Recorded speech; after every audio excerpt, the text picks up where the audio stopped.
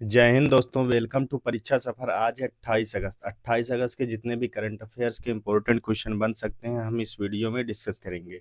यदि आपको इस वीडियो की पीडीएफ फाइल चाहिए तो आप टेलीग्राम ग्रुप से डाउनलोड कर सकते हैं, जिसका लिंक वीडियो के डिस्क्रिप्शन में मिल जाएगा। तो चलिए हम स्टार्ट करते हैं। आज का हमारा पहला क्वेश्चन है, हाल ही में विश्व झील दिवस कब मनाया गया है? विश्व झील दिवस कब मनाया गया है? तो ये मनाया गया 27 अगस्त को। इसका क्या हो जाएगा? करेक्ट आंसर हो जाएगा। हर वर्ष 27 अगस्त को विश्व झील दिवस मनाया जाता है, इसको आप याद रखेंगे।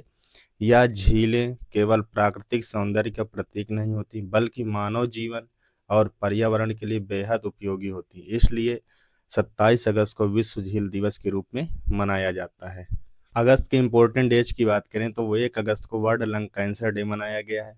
वर्ल्ड वाइड वेब डे 1 अगस्त को मनाया गया है। राष्ट्रीय पर्वतारोहण दिवस भी 1 अगस्त को मनाया गया है। 3 अगस्त को क्लोव सिंड्रोम जागरूकता दिवस और राष्ट्रीय अंगदान दिवस मनाया गया है। 4 अगस्त को अमेरिकी तटरक्षक दिवस मनाया गया है। 6 अगस्त को हिरोशिमा दिवस मनाया गया है। 7 अगस्त को राष्ट्रीय हथकरघा दिवस मनाया गया है। 8 अगस्त को भारत छोड़ो आंदोलन दिवस मनाया गया है। 9 अगस्त को विश्व आदिवासी दिवस और नागासाकी दिवस मनाया गया है। 10 अगस्त को विश्व जैव ईंधन दिवस, विश्व शेर दिवस मनाया गया है। 12 अगस्त को अंतर्राष्ट्रीय युवा दिवस और विश्व हाथी दिवस मनाया गया है। 13 अगस्त को विश्व अंगदान दिवस मनाया गया है। 14 अगस्त को विभाजन विभीषिका स्मृति दिवस और वित्तीय जागरूकता दिवस मनाया गया है। 15 अगस्त को स्वतंत्रता दिवस मनाया गया है। 19 अगस्त को विश्व मानवतावादी दिवस और विश्व फोटोग्राफी दिवस मनाया गया है। 20 अगस्त को विश्व मच्छर दिवस, अक्षय ऊर्जा दिवस और सद्भावना दिवस मनाया गया है। 21 अगस्त को अंतर्राष्ट्रीय आतंकवाद पीड़ित दिवस और विश्व उद्यमी दिवस मनाया गया है। 22 अगस्त को धर्म या आस्था के आधार पर शिक्षा के पीड़ितों के लिए अंतर्राष्ट्रीय दिवस मनाया गया है। 23 अगस्त को राष्ट्रीय अंतरिक्ष दिवस मनाया गया है। 26 अगस्त को महिला समानता दिवस, इंटरनेशनल डॉग डे मनाया गया है, इसको आप याद रखेंगे।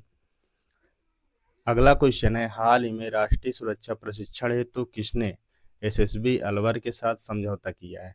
तो एसएसबी अलवर के साथ राष्ट्रीय रक्षा विश्वविद्यालय आरआरयू ने समझौता किया। तो 20 का क्या हो जाए? करेक्ट आंसर हो जाए। इसका उद्देश्य क्या है?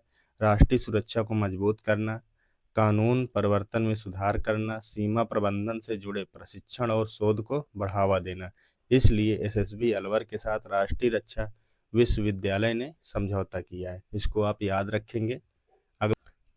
हाल ही में ऐश्वर्य प्रताप सिंह तोमर ने एशियाई शूटिंग चैंपियनशिप 2025 में कौन सा पदक जीता है? तो इन्होंने अभी स्वर्ण पदक जीता है। तो शीर्ष का क्या हो जाएगा? करेक्ट आंसर हो जाएगा। ऐश्वर्य प्रताप सिंह तोमर ने एशियाई शूटिंग चैंपियनशिप 2025 में स्वर्ण पदक जीता है।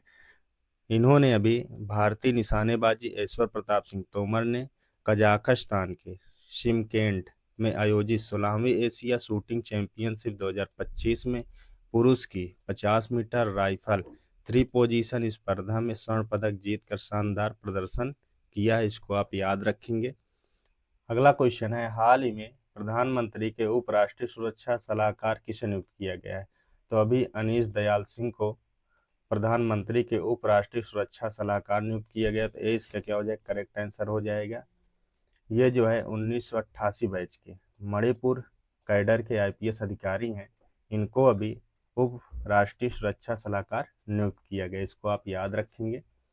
अगला क्वेश्चन है, हाल ही में ओपन एआई ने 2025 में भारत में अपना पहला कार्यालय कहाँ खोलने की घोषणा की है? तो नई दिल्ली में ओपन एआई ने 2025 में भारत में अपना पहला कार्यालय खोलने की घोषणा की है। तो सी इसका क्या हो जाएगा? करेक्ट आंसर हो जाएगा, इसको आप याद रखेंगे। अगला क्वेश्चन है, हाल ही में प्रधानमंत्री मोदी ने किस राज्य में ई विटारा और बैटरी संयंत्र का शुभारंभ किया है? तो ये गुजरात में किए हैं। तो 20 का क्या हो जाएगा? करेक्ट आंसर हो जाएगा। गुजरात में प्रधानमंत्री मोदी ने ई विटारा और बैटरी संयंत्र का शुभारंभ किया है।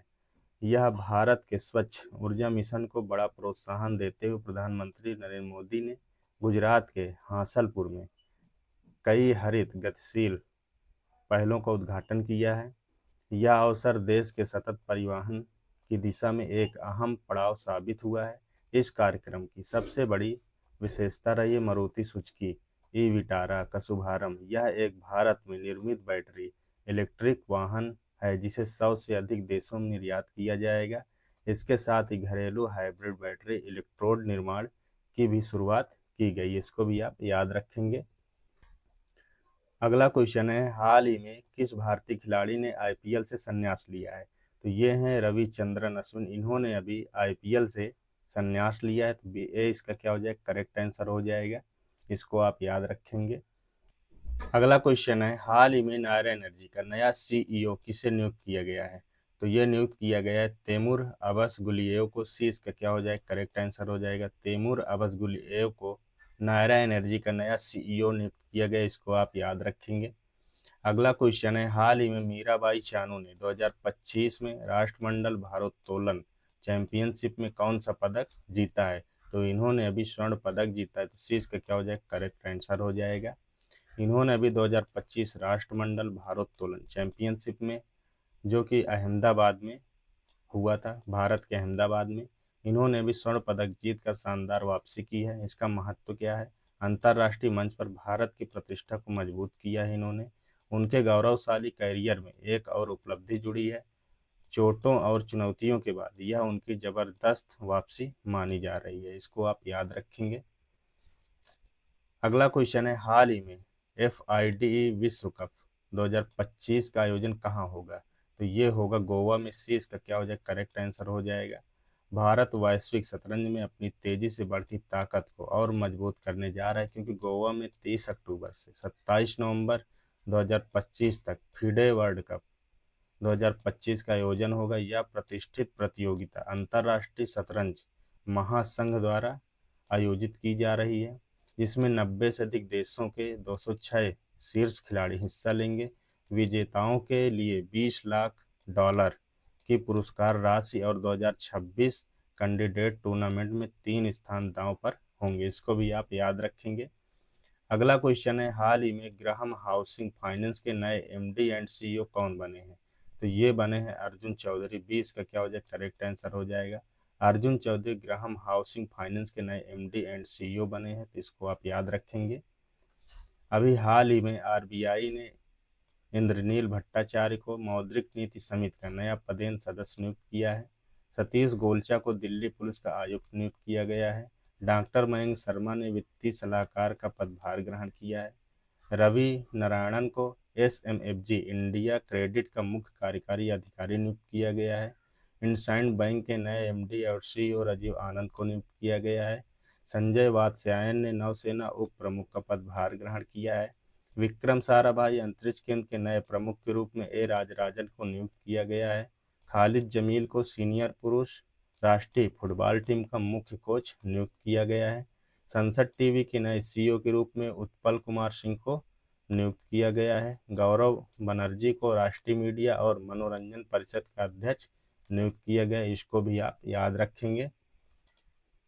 अगला क्वेश्चन है, हाल ही में 68वां राष्ट्रमंडल संसदीय सम्मेलन कहाँ आयोजित होगा? तो ये आयोजित होगा ब्रिज टाउन बारबाडोस में। सी इसका क्या हो जाएगा? करेक्ट आंसर हो जाएगा। ब्रिज टाउन बारबाडोस में 68वां राष्ट्रमंडल संसदीय सम्मेलन आयोजित होगा। तो इसको आप याद रखेंगे। अगला क्वेश्चन है, हाल ही में भारत और किस देश ने स्वच्छ ऊर्जा साझेदारी को गहरा किया है?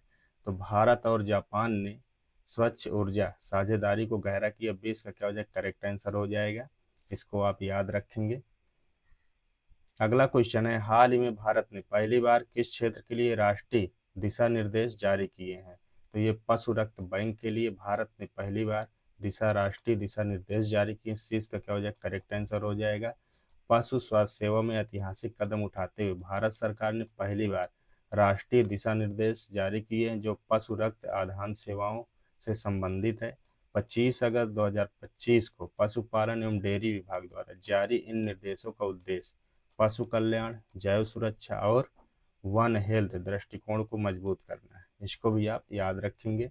अगला क्वेश्चन है, हाल ही में NDB ने किसे उपाध्यक्ष एवं जोखिम अधिकारी नियुक्त किया है? तो NDB तो न्यू डेवलपमेंट बैंक ने अभी राजीव रंजन को उपाध्यक्ष एवं जोखिम अधिकारी नियुक्त किया है। तो सी इसका क्या हो जाएगा? करेक्ट आंसर हो जाएगा। इसको आप याद रखेंगे। अगला क्वेश्चन है, हाल ही में भारतीय नौसेना ने INS उदयगिरी को किसके साथ जलावतरण की है? तो ये जो है INS हिमगिरी के साथ INS उदयगिरी दोनों मिल करके जलावतरण किए हैं। तो 20 का क्या हो जाएगा, करेक्ट आंसर हो जाएगा। भारत की समुद्री रक्षा और क्षमता को नई शक्ति देने की दिशा में भारतीय नौसेना ने 26 अगस्त 2025 को विशाखापट्टनम नौसैनिक अड्डे पर प्रोजेक्ट 17A के 2 उन्नत स्टील्थ फ्रिगेट्स INS उदयगिरी और INS हिमगिरी को कमीशन किया है। इसको भी आप याद रखेंगे। अगला क्वेश्चन है, हाल ही में लिथुआनिया की नई प्रधानमंत्री के रूप में किसे मंजूरी मिली है? तो ये मिली है इंगा रुग्नियने को। 20 का क्या हो जाएगा, करेक्ट आंसर हो जाएगा। इंगा रुग्नियने को लिथुआनिया की नई प्रधानमंत्री के रूप में मंजूरी मिली है। तो 20 का क्या हो जाएगा, करेक्ट आंसर हो जाएगा। लिथुआनिया की राजधानी क्या है? तो विल्नियस लिथुआनिया की राजधानी है। मुद्रा क्या है? यूरो मुद्रा है। संसद का नाम क्या है? सेजीमास संसद का नाम है। राष्ट्रपति कौन है? तो गीतानस नौसदा क्या है, राष्ट्रपति हैं यहाँ के। तो इसको भी आप याद रखेंगे। यह है क्वेश्चन कल के लास्ट वीडियो का, हाल ही में किस देश ने नुसुक उमरा सेवा शुरू की है? तो ये शुरू किए थे सऊदी अरब ने। ये इसका क्या था, करेक्ट आंसर था, सऊदी अरब ने नुसुक उमरा सेवा शुरू की थी। इसको भी आप याद रखेंगे। यह क्वेश्चन है आज आपके लिए, हाल ही में आई ADR रिपोर्ट के अनुसार किस देश के सबसे अमीर मुख्यमंत्री कौन बने हैं? तो ये 4 ऑप्शन दिए हुए हैं, जो भी करेक्ट है आप कमेंट बॉक्स में लिख करके बताएंगे। यदि आपको इस वीडियो की PDF फाइल चाहिए तो आप टेलीग्राम ग्रुप से डाउनलोड कर सकते हैं, जिसका लिंक वीडियो के डिस्क्रिप्शन में मिल जाएगा। यदि आपको यह वीडियो हेल्पफुल लगा हो तो आप चैनल को लाइक कर दें, सब्सक्राइब कर दें और दोस्तों को शेयर करना न भूलें। मिलते हैं अगले वीडियो में। जय हिंद।